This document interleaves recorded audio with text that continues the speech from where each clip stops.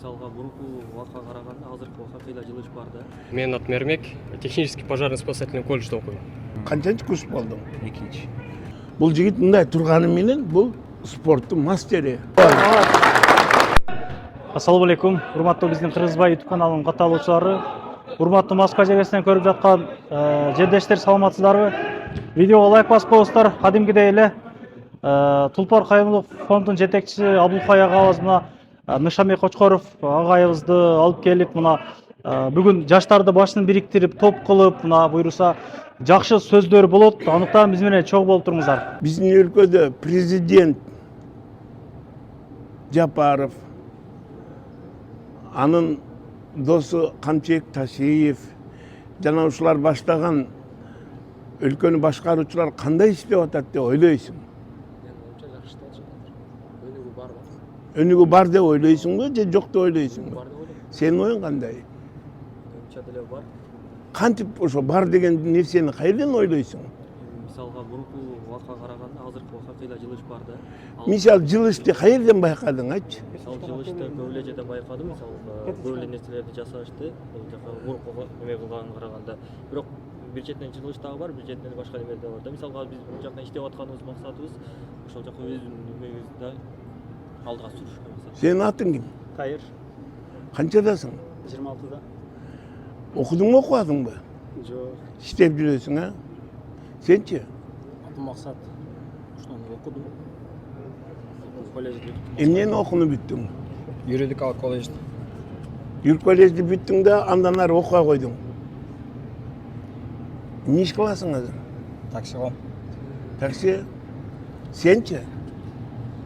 Канчадасың? 20-да? 20-дасыңбы? Окуя эле иштеп жүрөсүң. Балдар, бери карагыла. Силерчи? Мен силерден мындай анализиңерди билгим келген жок. Мына биздин өлкө Кыргызстан инкубатор. Адамдарды жаратты. Туурабы? Мигрант болуп таркап кеттиңер дүйнө жүзүнө. Азыр силер Кыргызстанга кандайдыр бир ишеним менен жашап атасыңарбы же Москвага болгон ишеним менен жашап атасыңарбы? Кыргызстанга болгон ишеним менен. Я, Кыргызстанга болгон ишеним менен. мисалы мен ойлойм, мына азыр 20-дагы балдарда жалаң эле карасам. Силер ушул жактан окуйн деп ойлойсуңарбы? Ойлойбуз. Окудуңбу? Бул жактан медреседе окудум мен. Медреседеби? Эми айтчы мага, ушул жердеги балдар, ушу Россиянын кайсы бир окуу жайында окуп атам деген балдар барбы азыр? Россияда окугандар барбы? Бар. Келчи. Кайерде окуп атасың? Юрфакта. Атың ким? Байел. Байел. Кайсыл окуу жайдын юрфагында окуп атасың? МГСУ. МГУ? МГСУ. МБСУ? МГСУ. МГСУ. Канчанчы курс болдуң? Экинчи. Экинчи курс. Очныйбы, заочныйбы? Очный. Очный, а? Кыргызстан каягынансың? Оштон. Оштун каягы? Карасу. Карасуун каягынансың? Акташтан. Акташ? Сен эми бул жерде окуп атыпсың анда. Кантип жамбагасың сенчи? Футбол. Окуйсуңбу же иштейсиңби? Иштейм дагы. Экөөнө теңби? Дагы ким ушундай болуп окуп атат? Кана келчи эле. Эмнеде окуп атасың? Менин атым Эрмек, технический пожарно-спасательный колледжде окуйм. Окуп атасың, а? Анан иштейсиң. Ооба. Мен эми ойлойм да, туугандар, ушундай балдарды көргөндөн кийин биз кээде мигранттарды ойлойбуз да, мигрант кентте биринчи максат акча табыш керек. Кандай болсо да өмүрүнүн мына жаштык курагын, ден соолугун жумшап акча табат. Ата-энесин багат, номер биринчи задача. А мамлекетчи жана өзүнүн келечегичи деп ойлоном мен мисалы. Сен айтчы, сен окуп атыпсың. Кыргызстанда абал кандай деп ойлойсуң азыр? Менин оюм боюнча абал жакшы. Эмнеси менен жакшы? Бул жакта көбүнчө новость көрөбүз. Кандай? Новости. Ошондой эмне деген новость бар? Садыр Жапаров жакында техника заказ кылды. Кытай жана берди техника, пожарный техника. Ооба, аларды алып атат. Ошол оборонно-промышленный часть көтөрүш керек менин оюм боюнча. Мен мынтип ойлойм да, ушул жерде иштеген балдардын аты Адилет деген балдар барбы? Бар беле? Бар эле калды. Мен сурайм да. Misal senin atın kim? Hayır. Senin atınçı. Нуржекин. Her bir adamdın ısımı oşol bala törölgön üybülönün, oşol çöylönün tilegin oyun aytıp tura öğretti. Misal için atlet degen bala bolsa oşonun atemesinin jaşosundan sen atlettilik olgan mamleni bilesin. Muhammed degen bala olgunsa atası dinge olgan mamlesinden bilesin. Men mince oylayım. Sen onu tanıysın mı? Sen Mojit tanıysın mı? Kim? Абдулгай. Ne olgan jit? Тулпар Кайрымов фондунда иштейт. Kandı fondunda. Topardın maykasımla bürünü gördüm. Bürü. Men oylap koyam da gede tuğandar Kırgızlarda men jaşlar men atayın süйлөшүp keteyин dep geldim. Men antikorrupsiялык мүнөздөгү, antikorrupsiya деген түшүнөбүз да? Мамлекетти же уурдаган адамдар болот. Мамлекеттин канын ичи уурдаган адамдар болот. Мен ömür boyu өзүмдүн мен кесипке журналист адаммын. Мен моундай болгон юрист адаммын. Мен негизги максаттарым антикоррупция. Mamleketin içine girip alıp, mamleketi uğurdap, jep, eç kanday adamlarga jakşılık alıp kelbеген коомду тазалоо. Misal üçün bizdin prezident Sadır Japarov antikorrupsiялык кызматтын комиссары болгон. Бүгүн дагы мен силердин атайын сурап атам. Биздин өлкөдө ошол мамлекетти уурдап жегендер тазалоо иши катуу жүрүп атат. Ошол силерге окшогон жаштарга жагабы же жакпайбы? Жагат. Мисалы айтып коечу, бүгүн Камчыбек Ташиев менен Садыр Жапаров мисалы бардык жердеги мамлекеттик кызматта иштеп жүрүп байыгандарды кайра ордуна келтирип атат. Алалык, жөнөкөй эле Ататүрк паркын биле белеңер Бишкекте.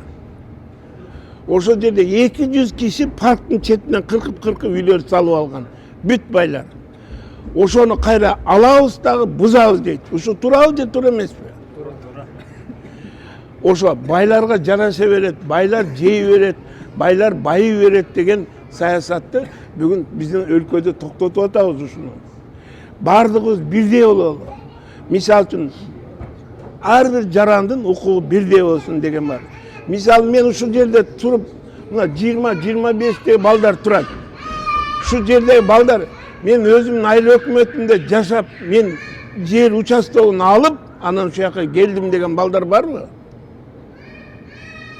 Участок алган балдар барбы? Ар бирөөнү мен мына 18 чыгып участок алдым. Эми үй салам, ошого акча издеп келдим деген барбы ушул жерде? Ал эми конституция дегенде жазып койгон. Ар бир эркек бала, кыз бала 18 жашка чыккандан кийин өзүнүн айыл өкмөтүндө өзү жашаган жерде жашап бир жолу деп жазып койгон. Зыңкы жер участогун алууга укуктуу дейт. Бир да адам албайт аны. Туурабы? 100 жолу айыл өкмөт тесип ийсең да бербейт. Акча беришиң керек, сөзсүз. Азыр биздин өлкөдө андай эмес. Ар бир адамдар өз мээнети менен жер участогун алууга укуктуу. Элдер гектарлап жерлерди алып, анан силерге окшогон мигранттар 5 жыл иштесе, анан бир участокту мелдеп саткан саясат токтотобуз деген катуу иштер жүрүп атат. Мен байкап атам. Урматтуу жаштар, силер өлкөдөгү жаңылыктарды, саясий абалды жакшы биле бербейсиңер. Мисалы үчүн мына азыркы окуган бала пожарный техникалар келип атат. Бизде аябай көп келди, мына ушуну билсеңер. Канча да миллиард сомдорго келди. Биз эч нерсебиз жок экен. Болгону бир 1,5 миң уштук пистолет бар, милициялар тагынып жүргөн. Анан бир баланча мылтык болду. Бүгүн бизде азыр аскердик аба ПВО дегендер, воздушный обороналар өсүп атат. Бизде мен деген Американын дүйнөлүк мен деген кыйынсынган өлкөлөрдүн машиналары келип, азыр солдаттардын күч кубаттуулугун, аскердин кубаттуулугун күчөтүп атабыз. Анан эми мен өзүм ойлойм, силерди мындай карап көрөм. Силер мектепти бүттүңөр, балдар. Мектепти бүттүңөр, окуган жоксуңар, келдиңер, жашсыңар, күч бар, иштейсиңер. Анан да эмне кылыш керегинде спортко келдиңер. Силерди чакырган жалгыз бириктирген спорт. А спортто, мисалы үчүн мен айтчы, сен атың ким? Могу жигит тааныйсыңбы? Сен могу жигит тааныйсыңбы? А көрдүңөрбү? Şu мигрант болуп жүрүп эң таанылган спортсмен ушул. Бул жигит мындай турганы менен бул спорттун мастери, рукопашечный бой, бой без правил. Пожалуйста, мына. Өзү Кадамжайдын баласы, барсаңар Кадамжайдын район центринде сүрөтү бакый илинип турат. Мен бүгүн атайын жүрүңүз, биздин жаштар бар, жаштар менен жолугушуу уюштуруп бериңиз, сүйлөшөлү деди. Анан жолдо келип сурайм, сени тааныйбы? Сен ошол жаштар тааныйсыңбы деп сурадым да. Мына силер тааныбайсыңар. Демек, силер чыныгы чемпионду тааныбайсыңар, бирок спортту тааныйсыңар. Эми биздин максат мондай. Мындан кийин чет элде жүргөндө силердин бир кудуретиңер бар, балдар. Ал ынтымак деген кудурет. Бири-бириңерге ынтымак болуп, анан бу азыр сүйлөдү. Улуулата аксакалдарды угуп жүрөлү деп. Анан бат-бат эле мындай şu атайын келип силер менен сүйлөшкөндө биз силерге бир саясий лекция окуп эле силердин мээңерге бир мындай саясий кызыкчылык же мындай саясий кызыкчылык эмес, бир şu биздин наркыбызга ылайык жаштарды эмне кызыктырат? Мамлекеттин абалы кызыктырабы? Мен азыр сурап келсем, мамлекеттин абалы силерди жалпы жонунан кызыктырат. Бирок жеке позицияңар дээрлик жок. Анткени мектептен эле келдиңер. Мен ойлойм, момундай болуп, ушундай топтолгондо мындан кийин ар бир балдар менен сүйлөшүп, анткени өмүр деген жаман тез өтөт да. 1 минут көз жумганда 20'da болосуң, дагы 1 минуткенде 40-50'de болосуң. Дагы мондай аксаң 60-70'de болосуң. Өмүр момундай өтүп кетет. А өмүрдү көргөн адамдар, жашоону башынан өткөргөн адамдар келип силерге өзүнүн жашоо тажрыйбаларын айтып, мындай билип жөндөмдү мындай сүйлөшүп туруп, мындай кылалы деп турмуштук туура тажрыйба айтса, силер өмүрдү кичине экономдоп каласыңар. Ошон үчүн силерде жашоодо болгон ынтымак, момундай жерге келгенде бир списокторду жасап, биздин Баланча деген мыкты тренерибиз бар, Түкүнчө деген жашоодо сүйлөшчү кишибиз бар деп жүрсөңөр өзүңөргө байланыштуу жакшы болмок. Мен эми мисалы үчүн азыр силердин көпчүлүгүңөрдү билбейм, бирок силердин ушул турганыңарга өтө чоң ыраазымын. Көрө оокат дей бербей, ден соолукту калыптандырып, топ тееп атасыңар. Топ тепкен балдар жашоо менен күрөшө алат. Бул философиясы өзү ушундай. Топту тепкенде сен сөзсүз апарып голго киргизишиң керек. Жашоо өзү ошондой да. Алдыга жылып турасыңар. Эми убактыңарды алып, ар нерсени айта берсе боло берет. Ой деген күлүк. Бирок мен ойлойм, ушу чет өлкөдө жүргөндө кээде ушундай футбол ойногону келгенде андан кийин жарым саат отуруп балдар өлкө жөнүндө, анан кесип жөнүндө сөзсүз окуш керек. Мен азыр бир да бала чыкпайт деп ойлогом ушул жердечи. Şu бүгүн окуп аткан, мына 2 бала бар экен, мына будущий юрист.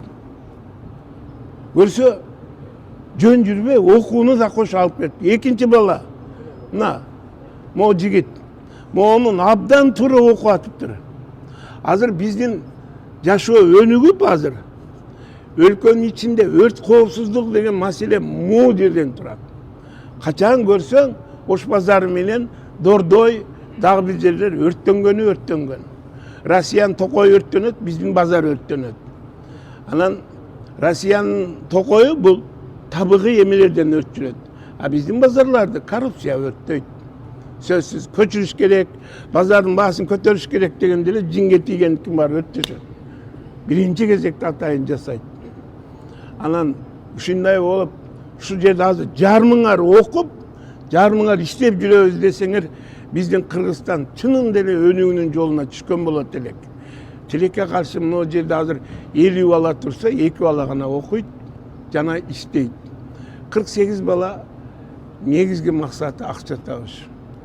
Бирок ошого карабай, ден соолугуңарды чыңдап, кыргыздардын башын бириктирип, бир стадион бул жерде бекер эмес, сатып алып, топ ойноп, бириңди жүзүңөн бириң таанып, келечекке ынтымактын колун кармашып бара жатканыңар өтө жакшы балдар. Мен дагы бир эки нерсе сурайынчы. Атың ким сенин? Нурбол? Каерденсиң? Карасудан. Кайсы уруудансың? Жоош. Жооштуңбу? Жакшы. Сенчи? Мен атым Элдияр. Мен Жалал областынан болом, Сузак районуна караштуу. Мен урум Кыпчак. Кыпчак, молодец. Сенчи? Монгол. Ким? Монгол. Монгол? Худа, бизде өнүгүп атпыз. Монгол деген уруу бар экен биринчи угушум. Ошондой. Монголбу? Жок. Монгол. Монгол. Болду. Монголдор деген уруу бар. Сенин кайсы уруудансың? Сары урусамыз. Сару? Молодец. Сенчи? Кырчагар, Нойгут. Я. Кырчагар, Нойгут. Нойгут? Мен Кудайберди деген уруудан. Кудайберди? Чоң урууң кайсы? Чоң уруу басынан бөлүнүп чыккан болуш керек. Бул мындай да, мен силердин урууңарды сурап атканым себеби, тегин билген адамдар келечегин таап да, тегин билбей туруп анан өзү чуркап жүргөн балдар эч нерсени таппайт. Бул урууну билүү, бул адамдын биринчи улуу белгиси ошо болот. Өзүнүн уруусун айта албаса ал адам, кайсы уруудан? Анда билесиң да кайсы элден болоруңду. Кыргыз деген уруулардан турат. Урууну билген, илгери урууну айтса, тур эмес дейт эле. Урууну билген балдар келечекке жол таап кете алат. Сөзсүз. Ошон үчүн мындай жолуккан жерлерде тарых маселелерин дагы сүйлөшө жүрүшүңөр керек, сөзсүз. Уруу деген. Кана айткылачы, шу жерде Мундуз уруусунан барбы? Ким? Я. Сенби? Сен демек жаллап аттыксыңбы? Мен мындай эле болжолдой эле билем да. Себеби Кыргызстандын момундай чоң өлкөнүн ичинде уруулар мындай болуп жайгашкан. Баланчабы саяктын десең, саяк дегендер бар сура. Же Кочкордон, же Жумгалдан, ушул сыяктуу же Көлдөн болуп кете берет. Бардыгы. Ошон үчүн биз тарыхты, башкаларды сурашыбыз керек.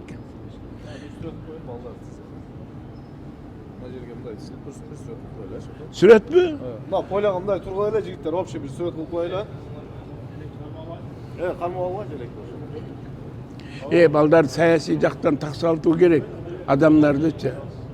Анан мындай иштеп аткандары абдан жакшы. Анан эле ориентация туу, анан спорт боло берсе болбойт. Мындай нарыраак наоборот.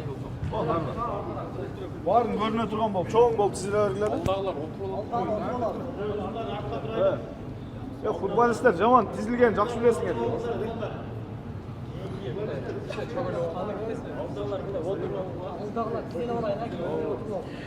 Балдар, дагы бир суроо. Кыргызстан спорттон өсүп атабы, өспөйт атабы?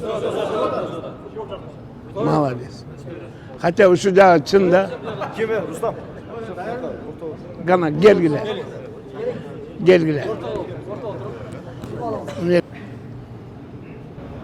Мына ушундай ар дайым биримдикте ынтымакта жүрө берелик.